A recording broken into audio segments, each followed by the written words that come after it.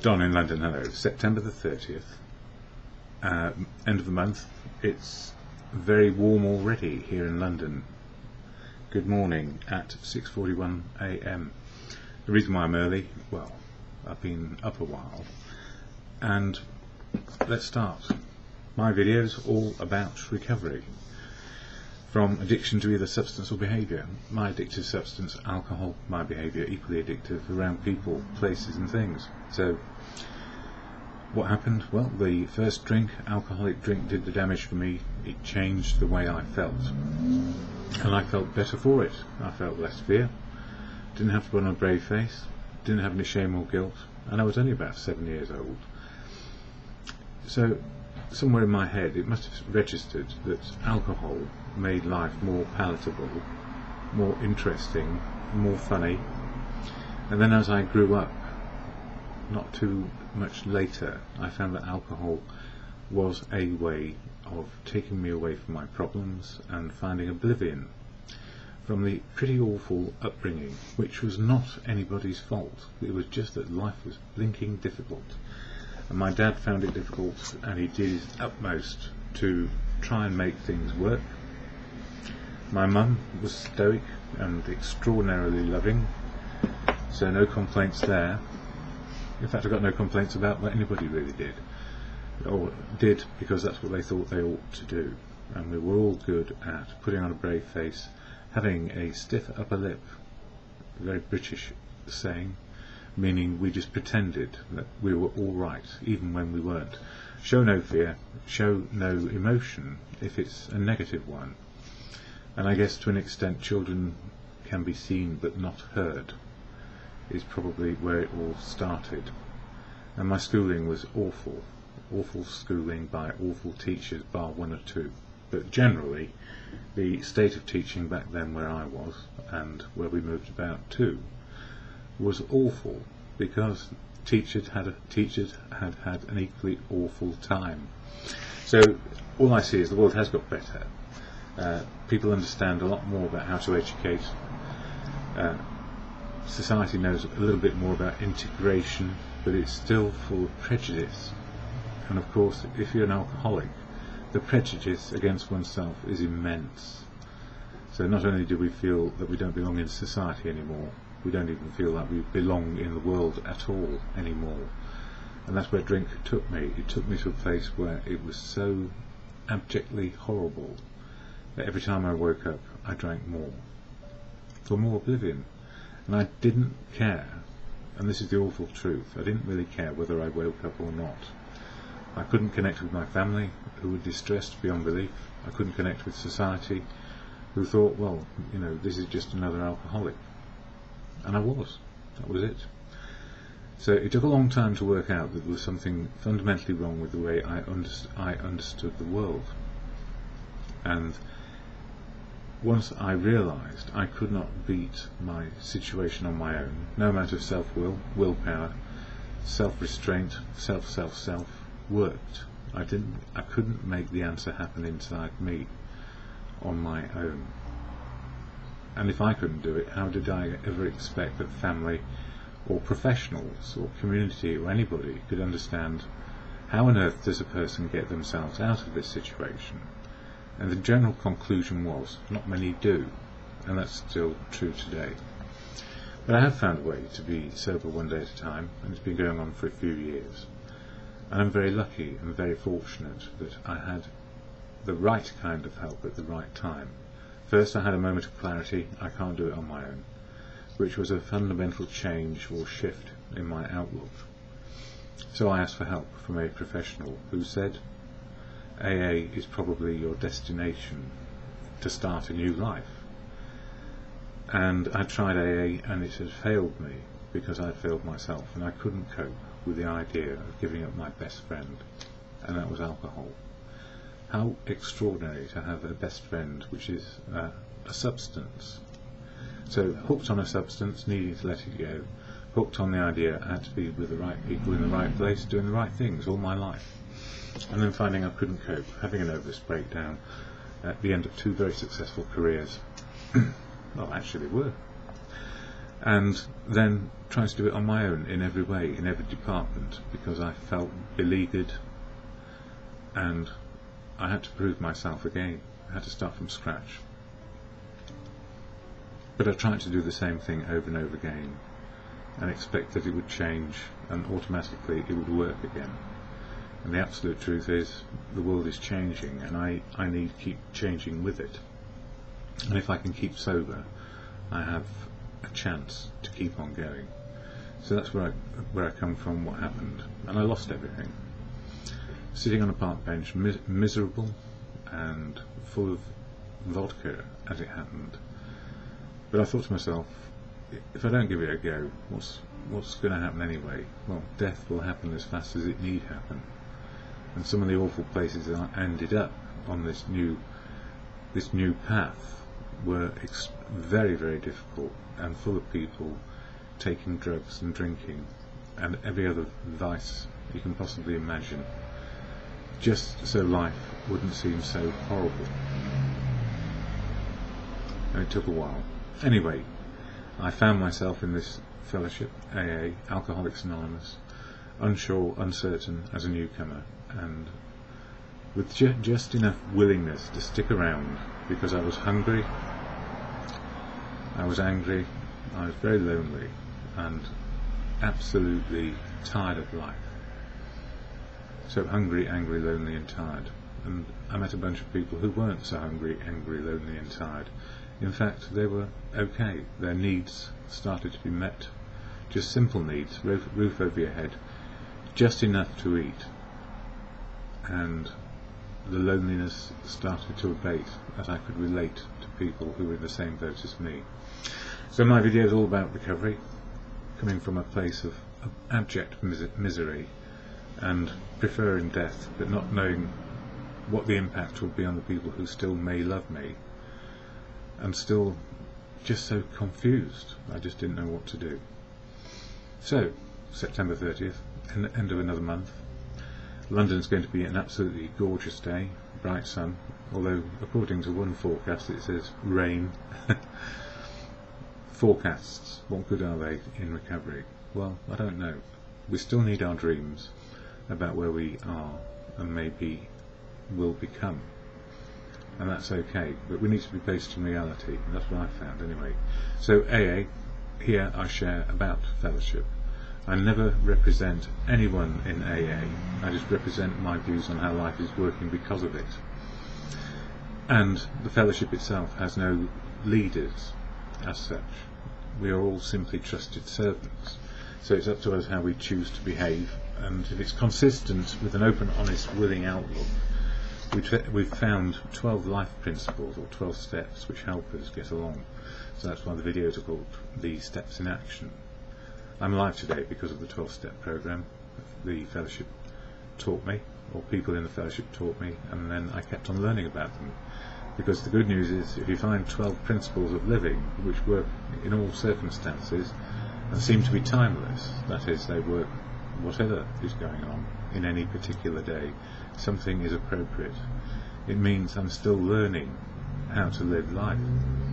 And that was one of the biggest things I had to learn how to live life again.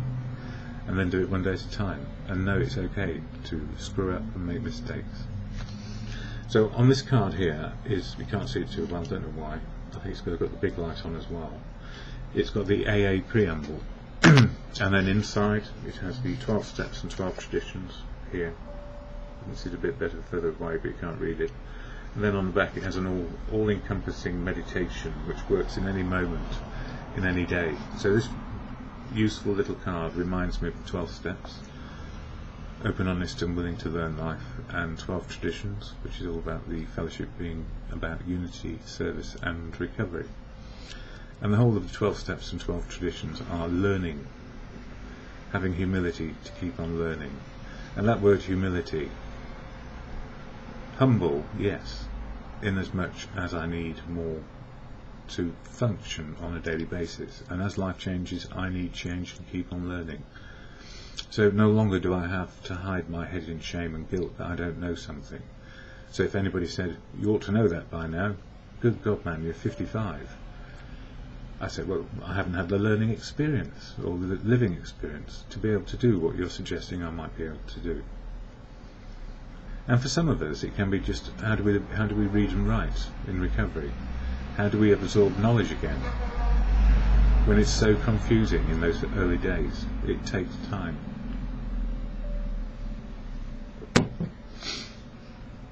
And we're all impatient. You know, the world is moving fast. We're impatient with ourselves and we're impatient with the people we meet. And we think we ought to know everything. Just ask anybody if they can work all the functions on their mobile telephone. Highly unlikely, unless you're very young and picking it up as second nature. How many people know all the functions on their computer? How many people buy things for their computer they cannot use? How many people can just be themselves and not worry about anything, except I can learn more about me? If we apply the right measures in life, we have a chance, but I'll talk about that in a minute. So the AA preamble always reminds me of what is happening and what is important to me. Alcoholics Anonymous is a fellowship of men and women who share their experience, strength and hope with each other, that they may solve their common problem and help others to recover from alcoholism. So there is only one reason for it, and that's to share and help others recover. The only requirement for membership is a desire to stop drinking. And when I mentioned there are no leaders in AA, there are also no rules, laws or regulations. Simply because alcoholics like me, or anyone who seems to be an alcoholic, that one of the overriding characteristics or personality traits that we have is stubbornness and defiance. Why else would we have got into addiction in the first place? Because we thought we weren't addicted. Or we ignored the signs because we were having a good time, or we were having a bad time we wanted to take the edge off. Stubborn, defiant, self-will, willpower, brave face, stiff upper lip, covering up probably feelings of not quite sure where we fit in, feeling less than and not good enough. The conundrum of self-will, willpower, success often. Success in many different fields, be they open, honest endeavours or dishonest and not very open endeavours. The alcoholic seems a survivor. And that's stubbornness and defiance, and in the face of all odds doing something which is harmful in order to be successful. So no rules, otherwise why on earth would you be a part of something? There are no dues or fees for AA membership. We are self-supporting through our own contributions.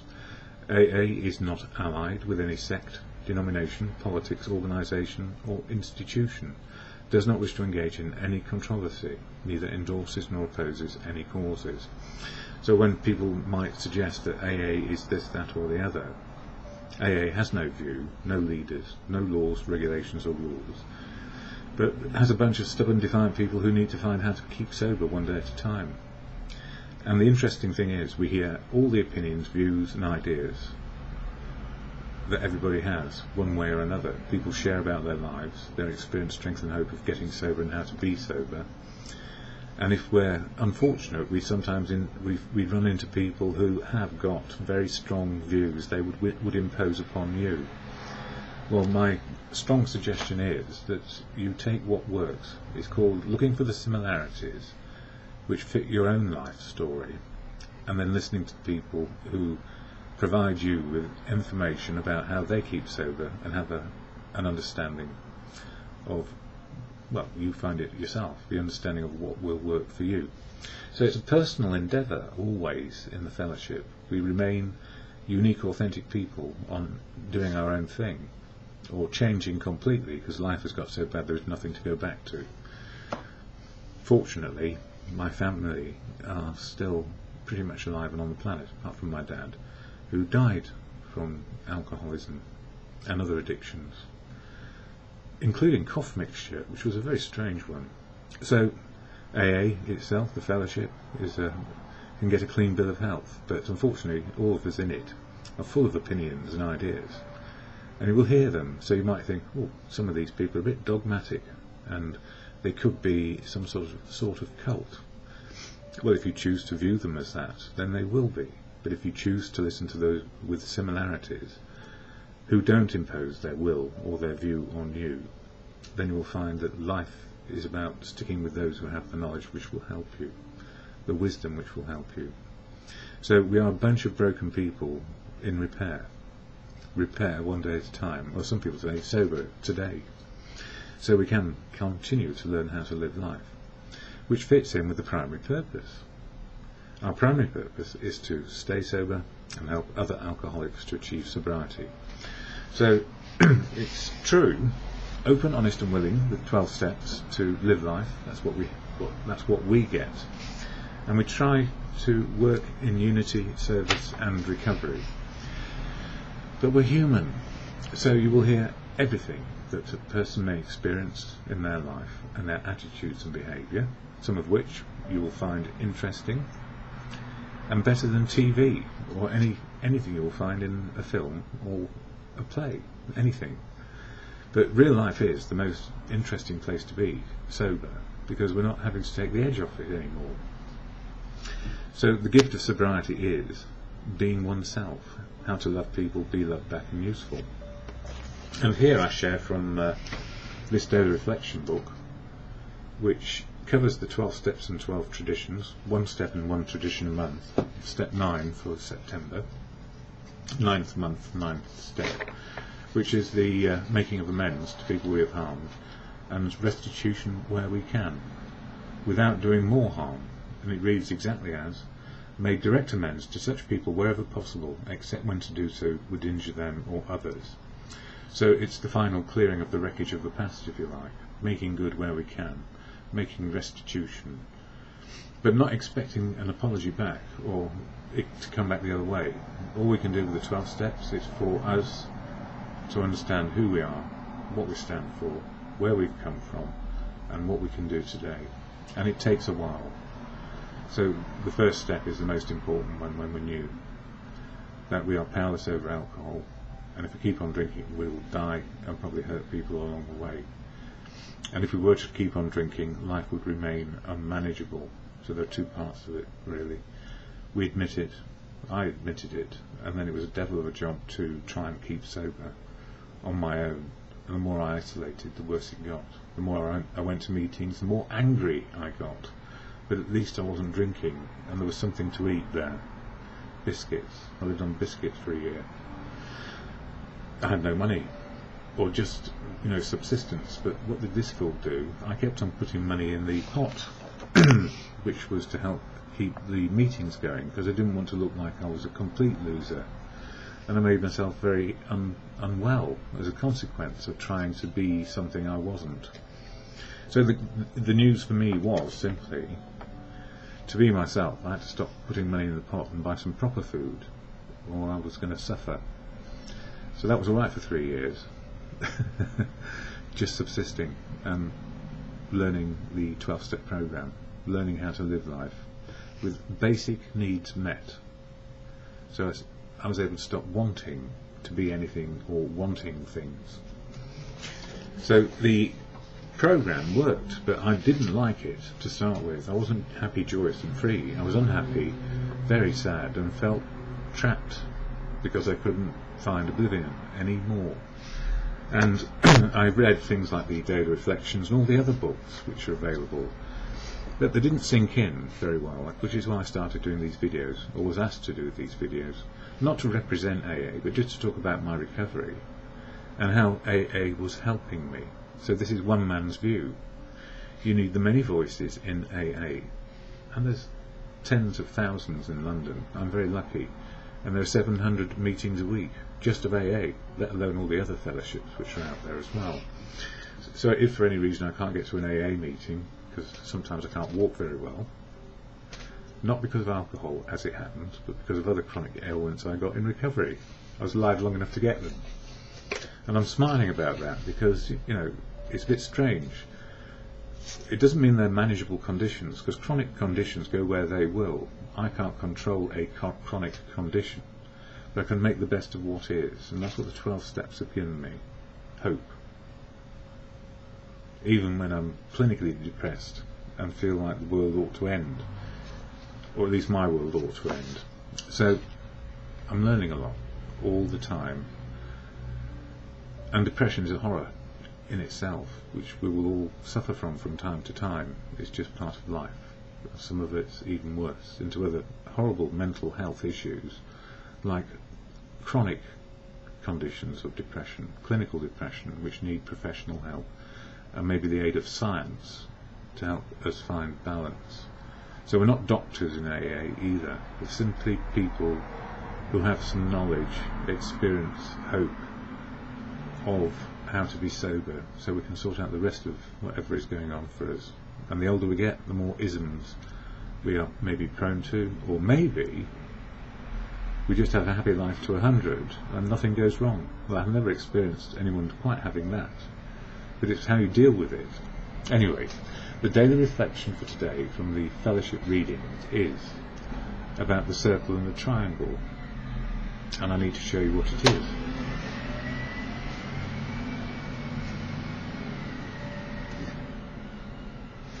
Yes, it's here.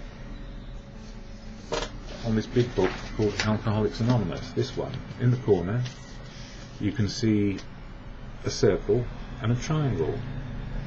So the circle with the triangle inside, with an AA logo inside it, but round the edge of the triangle, each part of it says Unity, Service and Recovery, which is about the 12 traditions of AA. The circle is about the steps, and the traditions, or 3 legacies. This is what it says. The circle and the triangle. The circle stands for the whole world of AA, and the triangle stands for AA's 3 legacies of recovery, unity and service, which is the fundamental of the traditions. Within our wonderful new world, we have found freedom from our fatal obsession. So within the fellowship we find freedom from our fatal obsession, which was drinking ourselves into oblivion and death. And if you've got anyone else in the family with the same condition, it's a real horror, because you can't do anything to help them except love them and hope they find a way through it all. Because we have to do it. We're stubborn, defiant individuals who can't cope with anybody looking out over our shoulder, and it gives us paranoia.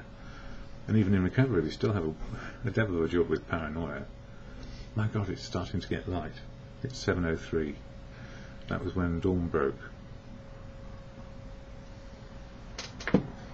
So I'm feeling happier now. I know there's sunshine today. I may not be able to go out in it. I have slipped discs, trapped nerve and poor feet and neuropathy and many other things to deal with. But I'm okay. Ongoing on this, found freedom from our fatal obsession, and that comes from a book called AA Comes of Age. Early in my life I became employed in its services, AA services, and I found the explanation of our society's logo to be very appropriate. First, a circle of love and service with a well-balanced triangle inside, the base of which represents our recovery through the 12 steps. The other 2 sides represent unity and service, respectively. The 3 sides of the triangle are equal. As I grew in AA, I soon identified myself with this symbol. I am the circle, and the sides of the triangle represent 3 aspects of my personality: physical, emotional sanity, and spirituality, the latter forming the symbol's base.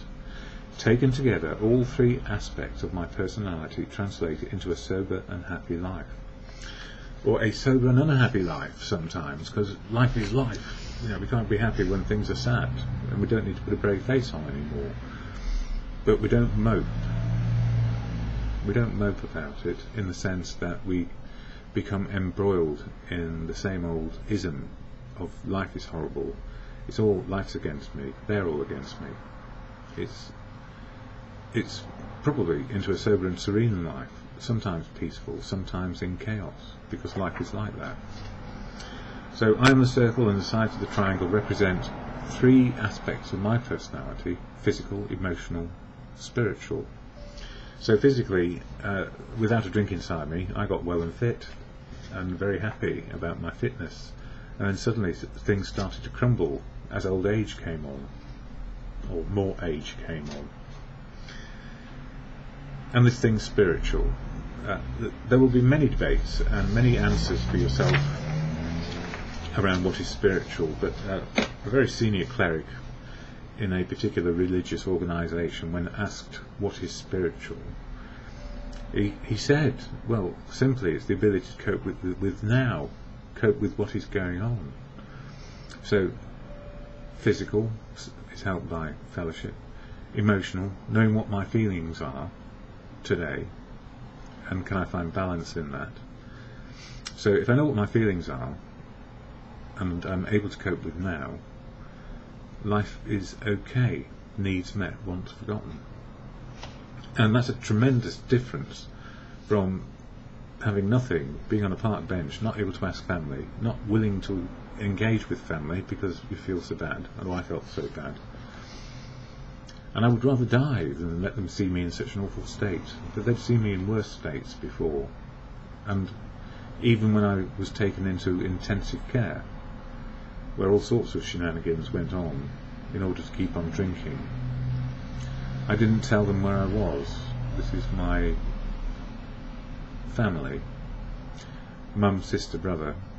I didn't tell them where I was until I might keep on living, because I didn't want to face them until there was some sort of reconciliation in my own mind that although I had hurt myself and self-harmed to such a great extent, I didn't realise that I had an illness which I couldn't overcome on my own, and this was the stigma that I had about me and my outlook and my ability to cope. I couldn't, and I didn't realise I was that ill, sick, because alcohol was never seen as something harmful, although on reflection 2 bottles of whiskey a day, which my dad drank, plus 60 or more cigarettes a day, killed him sooner rather than later. And when he found out he was going to die, I asked him, Dad, he stopped drinking and he stopped smoking.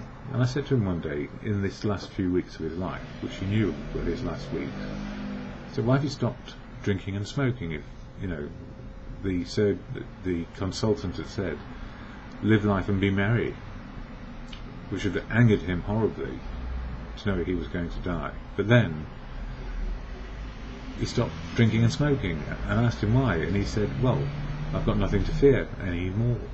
It's inevitable, and the struggle is over. And I suddenly realised just how hard his life had been, because he'd tried to be something and tried to be the dad that he felt he ought to be, but had never really been successful at it. And he had no role model, he had no example from the past, absolutely nothing but horror in his life. So no, as I said, no blame, no shame. He did what he could, but he was a rogue, and he was a con man, and he taught me how to do those things. But they didn't fit in with how I wanted to live my life, because I've been socialised in quite a different way besides family. So anyway, my thoughts this morning, these things come out, this is the sort of stuff that comes out in meetings from other people, and it's the many voices in the programme which help us find a way forward. September the 30th, my thoughts this morning, early morning thoughts. My world represented by the circle and the triangle. The circle for me is about inclusion and being included, and how to love and be loved and useful, be loved back and useful. A triangle which reminds me that unity, service and recovery are living principles. And we have a pledge in AA, which is about I am responsible when anyone anywhere reaches out for help. For that, I'm responsible here we go, can I remember it? Because I have just had a blankness. I am responsible when anyone anywhere reaches out for help. I'm responsible when anyone anywhere reaches out for help. I want the hand of AA always to be there, and for that I am responsible. And normally that just snaps off the top of my head. for some reason, and there is a reason. Somebody's sent me a telephone number to call them, and I don't know what to do because it's not something I normally do in this case, because there are boundaries that we all have. So I'm careful, cautious, concerned about them, not about me particularly, concerned about them. So maybe I'm concerned about me a bit too. So our pledge: I'm responsible when anyone anywhere reaches out for help. I want the hand of AA always to be there. The hand of AA is represented by everyone, and some people are more appropriate for other people, men for men, women for women, or whatever your gender and preferences are. Usually to pick somebody who's able to share clearly in an open, honest way, without any other natural instincts coming under play, by which I mean the natural instincts of put two people close together who are of opposite inclinations, if you like, or a man and woman, usual. Put a man and a woman together to do things in an intimate way regarding the steps, and you'll probably find that they find themselves in a more difficult situation, and everything gets screwed up. So the thing in AA is we stick with the winners, but we don't actually start relationships with each other beyond sponsoring and stuff like that, especially in early days. But what I found several years on is I found somebody equally interesting in terms of outlook, and she marvellously said, "I quite like you, why don't you go out?" So we went out and we had a great relationship. But it wasn't it's just the same as normal life. The first relationship you have in the fellowship doesn't necessarily mean it's going to be the very first and very only one you're going to get. So things happen, real life happens again, and you find love, how to love, be loved and useful. But in early days, please, please, please find people who you can relate to, but don't get too involved in an intimate way with them, other than in a way where you can be honest, which is very intimate actually. Tell the truth of who you are and where you've come from. So that's why we have the anonymity thing. It's like anything. If we start gossiping about people, we can undermine them completely, and they can go out, drink and kill themselves. So there's great responsibility in that pledge. I'm responsible when anyone anywhere reaches out for help. I want the hand of AA always to be there. It's the right hand in AA, not one that's interested in you in a romantic way, is probably what I'm trying to say. Or worse, just to have a quick affair. We're human, so we have to be careful with new people, and people who are vulnerable too. You know, we're all vulnerable. That's one of the powerful gifts of recovery, vulnerability, to keep on learning and making mistakes, but not to take advantage of. So it requires that the human condition is improving before we get to a place where we even consider romance, I suspect. Although one person I know who's been sober over 40 years said he had many affairs in his first 2 years, because after that the steps straightened him out, and he found that his natural instincts meant that there was no funny business going on, because the spiritual angle of the program is about being loving towards other people and not using other people. That's another one as well. Oh gosh, workaholic, relationship-aholic here. But I'm glad, really, I've got to a stage in my life where relationships don't have to be as they used to be. Relationships are more to do with friendships. I think the romance bit's gone now, although I love women as a whole, and that's not in a gratuitous way. It's the way life is. Women love men, men love women, or whichever way round the orientations are going. It's perfectly acceptable in their natural state. But that doesn't mean we go around trying to run into relationships all the time, like maybe we used to, because we care about ourselves and we care about other people. Love. At least I do. And I can't bear the idea of hurting another person. So, and our pledge, I'm responsible, helps me be a citizen of the world today. So my behaviour is not just about within AA, it's outside AA. And life is difficult, and as long as I know life is difficult, I need not worry. With humility, in its true sense, I can keep on learning what works. Humility to learn, keep on learning. I am allowed to make mistakes and keep on learning. It's not about putting on an act and pretending to be okay. It's about living in the real heat of now. The real... You know, when you're trying to do something new, it's frustrating, makes you hot, makes you feel weird. And you're wondering if anybody else has ever felt the way I felt. Well, the truth is, learning from our mistakes means we will feel pain in the heat of now. And then we can say, well, hang on a minute, I'm learning. It's frustrating hard work and it's going to challenge me. It's perfectly okay to feel that way. So, some of my other stuff from previous years. Yes, an equal opportunities employer, as we come to understand, and some call providence and some call God. A whole world living to beliefs, some beliefs similar to all and all different, dependent on our life experiences, what we accept as true and what we do not accept without proof. Billions of people on the planet, and all have a definition of what God is or not. All definitions are right for each person about God as we understand or refute it. So don't forget, we've got atheist, agnostic, believers, and all sorts of other categories that people call themselves. Theologists, if you like. And I don't want to judge them. I don't want to judge anybody else. For me, God is truth, love and wisdom. I'm learning the truth of now, today, in the moment of now. How to love people, be loved back, is ongoing, because relationships change all the time. And the wisdom happens in the moment, today, that I have the experience of life, the experience, strength and hope of life, as it is now. So God is not objectionable to me.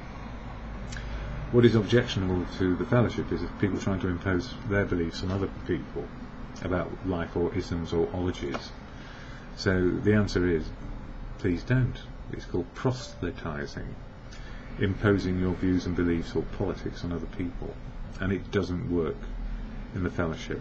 And it obviously doesn't work in real life either. People need to make their own minds up. And if we're on an open, honest, truthful way forwards, then life would be a lot simpler. But the world is not like that. It's quite deceptive.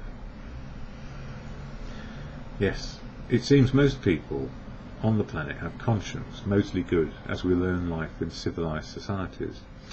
And some of us have been blown off course by life experiences into addiction and alcoholism. There is no God when we are in the pit of despair and desolate, seeking oblivion from the truth of now. Now is where we live all the time. We could live in the pit of any ism, alcohol, drugs, attitudes, behaviour, ologies, where we are lost to reason, and also our emotional insides are turned out and gone. So we are lost to emotional balance as much as reason. So if we have no emotional balance, our thinking is going to be off. As some see the nature of God, man emulates God and fails to live in reality. Ego, fear and a brave face will keep us in desolation and ignorance. Self-will turned into self-obsession, out of touch with today, out of touch to help and support. So the transfer from, well, the change, it's called, some people call it psychic change or psychological change, from old behaviour and starting new behaviour. The old behaviour is full of fear, brave-facing, ego, shame, guilt, all the darker parts of our personality. But they're only dark when there's extremes. Sometimes we need a bit of fear, ego and brave-facing when life is tough and we just have to do something to help other people. So the other side of that is courage, faith and confidence. It's all part of our personality traits. A return to sanity is no real mystery. We let go old attitudes and behaviour and see what will work in reality. Reality is always now. What we do to help ourselves and others. If we help ourselves to the truth of now, we live in the moment of now. We can see how to live and how to help other people around us. We are interdependent. We all are. We are of the world. We face life on life's terms. We accept what is in front of us. good or bad, we find acceptance of the truth of now. And sometimes we have grief in our lives where we can't believe it, and we face denial of loss. When we have loss, big losses, denial is a useful process. I can't believe it, through to anger, frustration and depression around an occasion, or somebody even dying in our lives. And we have these things of denial going on all the time on different things. And we finally get to acceptance. I mean, accepting I was an alcoholic meant that there was something to do every day to change. And I've written here, it's taken me a long time to accept the notion that I'm back in the world, a part of. I have a perspective on my life again. And the same is true for anyone who lives in the day and faces life on life's terms. We are all similar and still have our unique, authentic perspective. We absorb and or can become blunt to the truth of life today. Truth is blunt. It's a flipping difficult thing, truth. When life is good, we are thankful and can believe that Providence is working for us. We believe life is worth living. When life is bad, life is not worth living, and depending on how we shape ourselves to reality, Providence does not favour us. So in other words, when we have bad luck, or just bad things happen to good people, and good people have bad things happen to bad people. Good things happen to bad people, and sometimes you wonder why is that person getting 5 million a year and they've just made £100 billion of loss, namely a banker. Banker has another connotation in Cockney rhyming slang, and it's not a bad word. In America, people call each other wankers, and it's an English euphemism. So banker wanker, or wanker banker. Why am I afraid of saying the word? I don't want to offend people, but I realise that word's being used in children's programmes on American TV. I mean, I'm so out of touch with what children know these days. I mean, we all knew the right words by the age of 10 or 11 or 12, and we'd all read the naughty Harold Robbins books. I'm sure, I don't even know if they're still available, but he was a very, very helpful writer if you were a boy growing up and wanted to know all about girls' bits and pieces. Or romance even, although romance in Harold Robbins' terms was not exactly romance. It was James Bond, look at the world, and girls and women. Not good for a young youth trying to understand how to love a girl. Yeah, it was difficult back then. Life and Providence, we are powerless over people, places and things, and we make more difficult with self-will and just one perspective, which is our own. So the good news about fellowship is we hear the many voices, and when I say many voices, many people speaking their experience, strength and hope of life. When we ask for help, usually from those we know and have the wisdom, we get choices back. We get choices does not mean we are self-willed to our outcome. We are open to the choices which are open to us, rather than what we thought it ought to be. It means the best choice based on reality, wisdom we hear, and every interdependent element which will impact on us.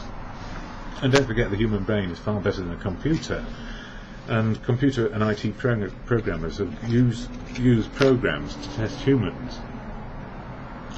Now the problem is, when an IT person creates a program to test humans, it's only as good as the IT programmer and what they can do, or the person trying to analyse the information and the data.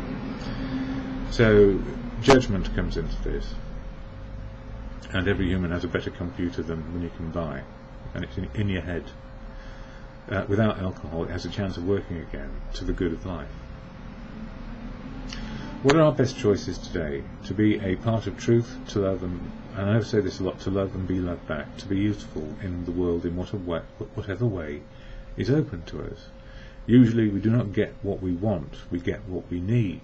Truth, love, wisdom, we learn, and wisdom shared through our other humans. We work out the next steps in good conscience, including people and with love in our hearts. So we learn how to cherish people and cherish ourselves, and not be superficial and indifferent. That's one of the last things my father said about how he had lived with my mum. He said, I loved her, but I didn't cherish her or show her how much I cherished her, and I was superficial and indifferent because I was frightened. That hurt me deep, because I learned how to be superficial and indifferent, and I didn't learn how to cherish. But now I have, and I feel better for it. Maybe it's just because I'm old. I don't know. Anyway, unity, service and recovery are key, and all about living today together in fellowship, applicable in all our living too. With an open mind, honest endeavour and willingness to keep on changing, life usually works out with our needs met and our wants forgotten. We live providence as nature intended, make choices in the moment of now. We all find our unique and authentic path of life, similar beyond any doubt, and all of us able to make a difference today. We choose to make a difference for the good of all, if we're open, honest and willing, and we have humility. And then last year, who do we work for? This is what people often say. Who do we work for? God, as we come to understand he, she or it. So if God is your employer, God is what you believe God to be. For me, God is truth, love and wisdom, the universe, nature, and this word, providence. Providence is where we all live today, life as it is, not wished or imagined. And spiritual, always reality in the moment of now. So, spiritual and religion are quite separate issues for me. I don't consider myself a religious person, or connected or affiliated to any particular religious sect or unifying ology. Truth, love and wisdom are principles which are higher than me. Good conscience is where I hope to work and live from. That's good enough. And I wouldn't undermine anybody else's idea of God, but if anybody tried to pull me into their belief system in an unhelpful way, then I would respond with a no. But I wouldn't reject the person. People are allowed to be themselves. But the gift of that is we cannot impose our own views or beliefs on other people. And if we tell people, if you don't do it my way, you're going to die miserable, or you won't go to heaven, I feel is a man-made way of controlling and manipulating people. So heaven or hell is down to us as individuals, not down to our religious beliefs. So it's how we behave and conduct ourselves as a human being, not affiliated to a cause, not affiliated to anything. If we do harm, it's us doing the harm, and we're not agents of a higher power in that respect, no matter what your religious beliefs happen to be. It's a man-made philosophy of hate if we're imposing or hurting others because of religion.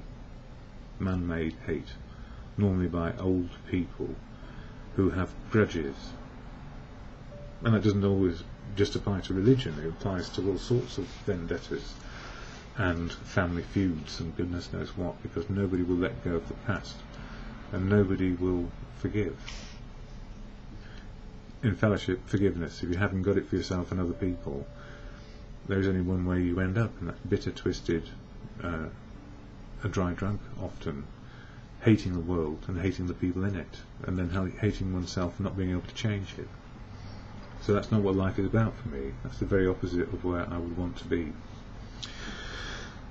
And finally, step 9 includes new ways to live and how to be useful. Our usefulness in fellowship is how we apply ourselves through 3 elements: unity, service and recovery.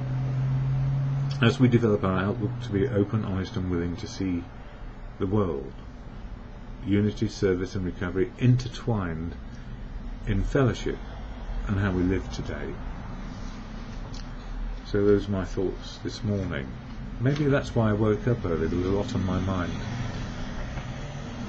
I'm tearing it up now because there's another lot for tomorrow. And this book is where a lot of my thoughts came out of. I don't know how many times I've read that one, but there are other ones as well. This one I've put on video chapter by chapter, just how the first part of this book works, how the steps work, and I've done the step videos as well. And as I say, my main reason, the pain's coming back now, I'm in trouble. The main reason why I do this is to share a message of experience, strength and hope. And this is just one voice in recovery, and it's many voices, many disagreeable voices, many frustrations, many angry moments, many changes as we start to find out what it's like to be sober. And it took me a long time to be able to understand the books of AA, because I'd fried my brain. My brain wasn't very good, and I was not very good as a human. Not a very good going concern. But today, alive enough, needs met, once forgotten. And on the back of that card, which I've been talking about, it has the Serenity Prayer, which is to God. And if you have a belief in God, all well and good. If you're atheist and not atheist and you don't believe in God, you already have a good conscience and a higher power. That's the wisdom of the universe and providence, whatever you may call it, it's there. And we utilise it every day in some form or other. In fellowship, it's the wisdom of others, not imposing their views, but sharing what's going on for them. And God is a personal issue. 6.5 billion people on the planet, each with an idea, some with many affiliated to great big groups who work to the good of life. I think all do. But there are some people who have man-made ideas and attitudes which hurt other people. Don't listen to the voices which hurt, listen to the voices for good. It's the best I can offer. And if anybody judges you, I don't think that's really helpful. So truth, love and wisdom for me, that's what God represents. And I couldn't define God if I tried to. Could I define the universe? No. Am I on the same level and able to define? No. Am I above and can define from an objective point of view what God or who God or what God might be? No. But it's an exhortation to the good of life. Yeah, it is. So the Serenity Prayer, a meditation, can do, can't do, wisdom, tells me I can do some things. I can change me and my attitudes and behaviour. Cannot do, usually, and most of the, probably 100% of the time, I cannot change your attitudes, beliefs and behaviour. And it's not my job. My job is to be open, honest and willing to live life as it is. Real life, real dreams, real possibilities. Good attitudes rather than negative attitudes. So that Serenity Prayer, can do, can't do, wisdom to know the difference, is humility to keep on learning that I'm not God. And I'm certainly, that's the end of me for now. So I end on this and the Serenity Prayer. God, grant me the serenity to accept the things I cannot change, courage to change the things I can, and the wisdom to know the difference. It's always for me in the moment and handy as can do, can't do, wisdom to know the difference, and it works in the moment and just for today.